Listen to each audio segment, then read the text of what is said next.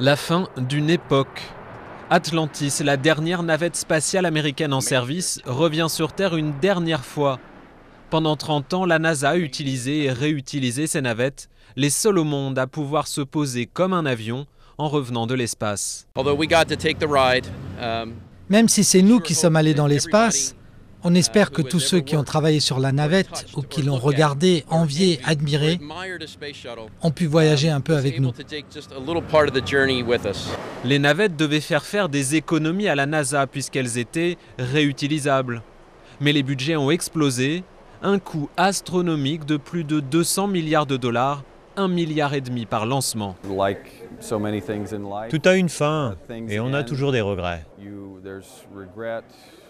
Ça nous manque déjà, mais il faut aller de l'avant. Mais l'avenir pour la NASA est incertain.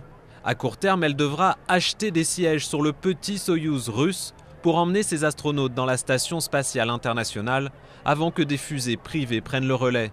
L'agence se concentre sur de longues missions sans avoir rien de concret aujourd'hui.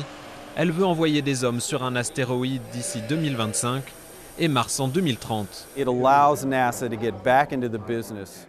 La NASA va revenir à son métier d'exploration pure. C'est la NASA d'Apollo, la NASA que réclament les contribuables et les gens dans le monde entier. En attendant, il ne reste que 60 astronautes, 2 fois moins qu'il y a 10 ans. Et au centre Kennedy, 10 000 personnes vont perdre leur emploi.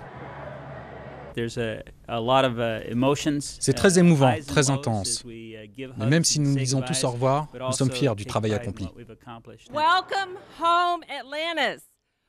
Sans ces navettes, les Américains perdent leur domination de l'espace.